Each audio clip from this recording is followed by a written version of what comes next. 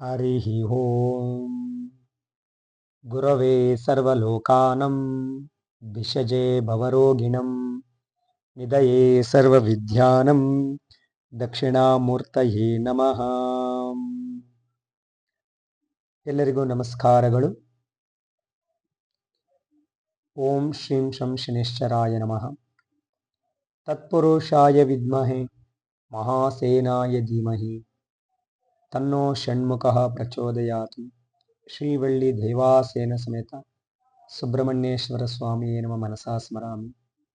ಆ ಸುಬ್ರಹ್ಮಣ್ಯ ಸ್ವಾಮಿನ ಮನಸ್ಸಲ್ಲಿ ನೆನೆಯುತ್ತಾ, ಬಂಧುಗಳೇ, ನಿಮಗೆಲ್ಲ ತಿಳಿಸಿಪಡಿಸುವ ವಿಷಯವೇನೆಂದರೆ, ದಿನಾಂಕ 6ನೇ ತಾರೀಕು 6ನೇ ತಿಂಗಳು 2024 ಗುರುವಾರ, ತುಂಬ ವಿಶೇಷವಾದ ದಿನ. ಈ ದಿನ ವೈಶಾಖ ಮಾಸ ಅಮಾವಾಸ್ಯೆ ದಿನ. ಈ ದಿನ ಅದು ಗುರುವಾರ ಅಮಾವಾಸ್ಯೆ ಬಂದಿರೋದು ತುಂಬ ವಿಶೇಷ. ಅದರಲ್ಲೂ ಸಹ ವೈಶಾಖ ಅಮಾವಾಸ್ಯೆ ಎಂದರೆ ಶ್ರೀ ನವಗ್ರಹಗಳಲ್ಲಿ ವೀರನಾದಂತಹ ಶ್ರೀ ಶನಿದೇವ ಜನ್ಮ ಪಡೆದ ದಿನ. ಆದ್ದರಿಂದ ಈ ಕ್ರೋಧಿನಾಮ ಸಂವತ್ಸರೆ ಉತ್ತರಾಯಣೆ ವಸಂತ ಋತು ವೈಶಾಖ ಮಾಸೆ ಕೃಷ್ಣ ಪಕ್ಷೆ ಶುಭವಾರ ಗುರುವಾರ, ಅಮಾವಾಸ್ಯ ತಿಥಿ, ರೋಹಿಣಿ ನಕ್ಷತ್ರ, ಐಂದ್ರ ಯೋಗ. ಈ ದಿನ ತುಂಬ ವಿಶೇಷವಾದ ದಿನ. ಈ ದಿನ ಬೆಳಗ್ಗೆ 4:15 6 ಗಂಟೆಗಳ ಮಧ್ಯದಲ್ಲಿ ವೃಷಭ ಲಗ್ನದಲ್ಲಿ ಒಂದು ಚಮತ್ಕಾರ ಫಲ ನಡೆಯುತ್ತದೆ. ಆ ಚಮತ್ಕಾರ ಏನೆಂದರೆ 5 ಗ್ರಹಗಳು ಅಂದರೆ ಪಂಚಗ್ರಹಗಳು ಒಂದು ರಾಶಿಯಲ್ಲಿ ಪ್ರವೇಶ ಆಗೋದ್ರಿಂದ ಪಂಚಗ್ರಹ ಕೂಟ ಅಂತ ಕರಿತೀವಿ. ಈ ಪಂಚಗ್ರಹ ಕೂಟ ಏರ್ಪಡೋದ್ರಿಂದ ಅತಿಥಿ ರಾಜ ವೈಭೋಗವ ಜೀವನ ಬರುತ್ತದೆ. ಅದರಲ್ಲೂ ವೃಷಭ ರಾಶಿ ಚಂದ್ರನಿಗೆ ಉಚ್ಚಸ್ಥಾನ ಆಗಿರೋದ್ರಿಂದ ಈ ಒಂದು ಸಮಯದಲ್ಲಿ ನಾವೇನೇ ಸಂಕಲ್ಪ ಮಾಡಿದರೂ ಸಹ ನಮ್ಮ ಮನಸ್ಸಿನ ಮನೋಬಯಕೆಗಳು ಅತಿ ಶೀಘ್ರದಲ್ಲಿ ಈಡೇರುತ್ತವೆ.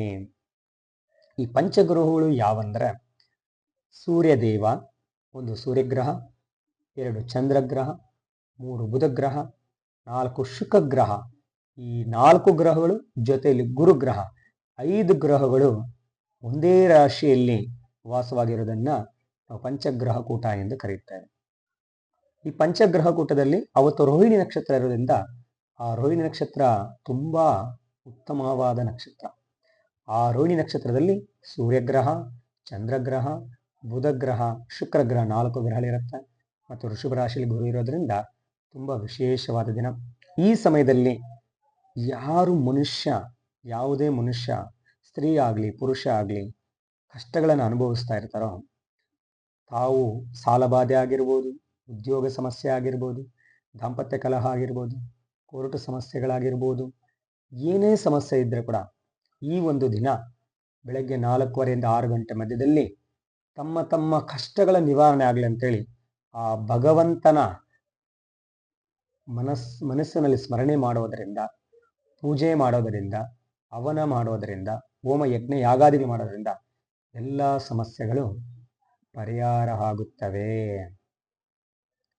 ಸೊ ಎಲ್ಲರೂ ಮಾಡಬೇಕಾಗಿದ್ದ ವಿಷಯ ಏನಂತಂದ್ರೆ, ಆ ದಿನ ಬೆಳಗ್ಗೆ ಶನೇಶ್ವರ ಜಯಂತಿ ಆಗಿರೋದರಿಂದ ಬೆಳಗ್ಗೆ 4:15 6:30 ಮಧ್ಯದಲ್ಲಿ ಶನೇಶ್ವರ ದೇವಾಲಯಕ್ಕೆ ಹೋಗಿ ದೇವರಿಗೆ ತೈಲಾಭಿಷೇಕವನ್ನು ಮಾಡಿಸಿ, ತೈಲಾಭಿಷೇಕ ಆದ ನಂತರ ಸ್ವಾಮಿಗೆ ಶನೇಶ್ವರ ಹೋಮವನ್ನು ಮಾಡಿಸಿ, ಶನೇಶ್ವರ ದೇವರ ಹೆಸರಲ್ಲಿ ಅನ್ನದಾನವನ್ನು ಮಾಡಿ.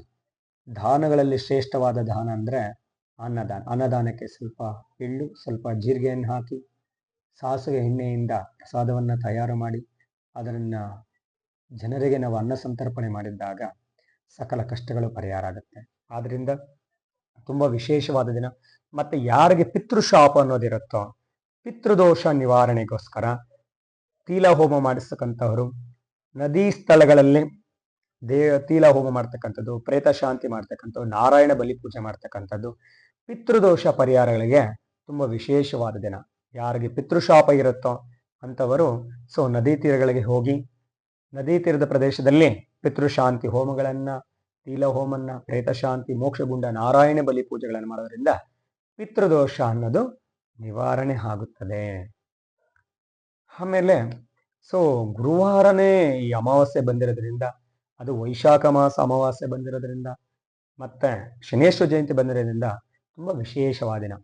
ಈ ದಿನ ಪ್ರತಿಯೊಬ್ಬರು ತಮ್ಮ ದೈವ ಶಕ್ತಿಯನ್ನು ಪಡೆಯೋದಕ್ಕೋಸ್ಕರ, ದೇವರ ಅನುಗ್ರಹವನ್ನು ಪಡೆಯೋದಕ್ಕೋಸ್ಕರ ಜಪ ಮಾಡೋದ್ರಿಂದ, ಧ್ಯಾನ ಮಾಡೋದ್ರಿಂದ, ದೇವರ ಸ್ತೋತ್ರಗಳ ಪಠನೆ ಮಾಡೋದ್ರಿಂದ ತುಂಬಾ ಒಳ್ಳೆಯದಾಗತ್ತೆ. ಆದ್ರಿಂದ ಯಾರು ಸಹ ಈ ದಿನವನ್ನ ಮಿಸ್ ಮಾಡ್ಕೊಳ್ಬೇಡಿ. ಈ ತರಹ ಬರೋದು ವಿಶೇಷ ದಿನಗಳು ತುಂಬಾ ಅಪರೂಪ. ಈ ಕ್ರೋಧಿ ನಾಮ ಸಂವತ್ಸರದಲ್ಲಿ, ಅದು ಉತ್ತರಾಯಣದಲ್ಲಿ ಈ ವೈಶಾಖ ಅಮಾವಾಸ್ಯೆ ಬಂದಿರೋದು ನಮ್ಗೆಲ್ಲರೂ ತುಂಬಾ ವಿಶೇಷ. ಇದು ಒಂದು ದೇವರ ವರದಾನ ಅಂತ ಹೇಳ್ಬೋದು. ಆದ್ರಿಂದ ಈ ದಿನವನ್ನು ಯಾರು ಮಿಸ್ ಮಾಡ್ಕೊಳ್ಬೇಡಿ. ಎಲ್ಲರೂ ಈ ಒಂದು ಸಮಯವನ್ನ ಸದುಪಯೋಗ ಮಾಡ್ಕೊಳ್ಳಿ. ಎಲ್ಲರೂ ತಮ್ಮ ಕಷ್ಟಗಳಿಂದ ವಿಮುಕ್ತರಾಗಿ ಸುಖವಾಗಿ ಜೀವನ ನಡೆಸಿ, ಆರೋಗ್ಯವಂತರಾಗಿ, ಐಶ್ವವಂತರಾಗಿ, ಗುಣವಂತರವಾಗಿ ಜೀವನ ನಡೆಸಬೇಕಂತೇಳಿ ಇದರ ಮನಸ್ಸಲ್ಲಿ ಆ ದೇವರನ್ನ ಪೂಜೆ ಮಾಡಿ, ಆರಾಧನೆಯನ್ನು ಮಾಡಿ. ಎಲ್ರಿಗೂ ಒಳ್ಳೆಯದಾಗ್ಲಿ. ಓಂ ನಮಃ ಶಿವಾಯ. ಓಂ ಸ್ಕಂದಾಯ ನಮಃ. ಸರ್ವೇ ಜನೋ ಲೋಕಿನೋ ಸುಖಿನೋ ಭವಂತು. ಸಮಸ್ತ ಲೋಕೋ ಸುಖಿನೋ ಭವಂತು. ಚಿರಂಜೀವ ಚಿರಂಜೀವ ಸುಖೀ ಭವ ಸುಖೀ ಭವ. ಓಂ ನಮೋ ಗುಹ ಗಣಪತಯೇ ನಮಃ.